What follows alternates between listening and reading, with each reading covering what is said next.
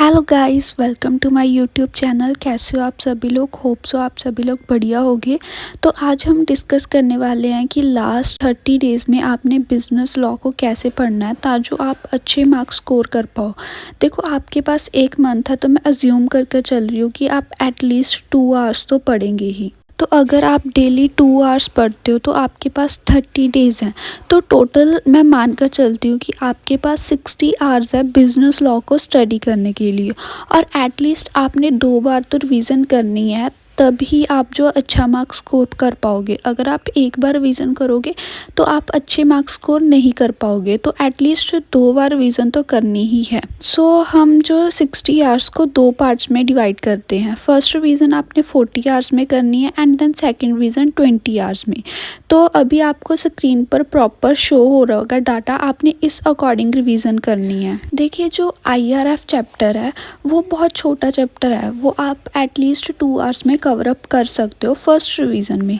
And then Indian contract act, उसके 9 units है, तो वो थोड़ा लेंथी चैप्टर है एंड स्कोरिंग चैप्टर भी है।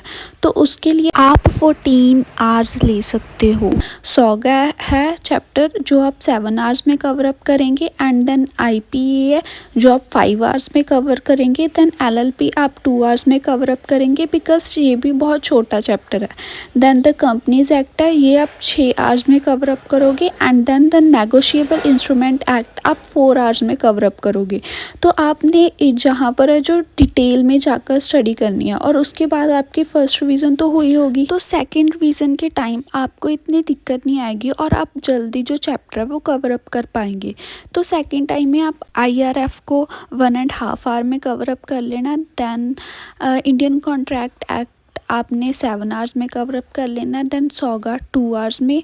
Then Indian partnership act 2 hours में, LLP 1.5 आवर में। And then the companies act 4 hours में कवर अप करना है। And the negotiable instrument act 2 hours में।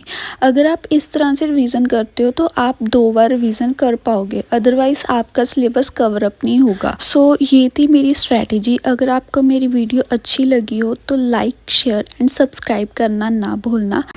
Thanks for watching the video.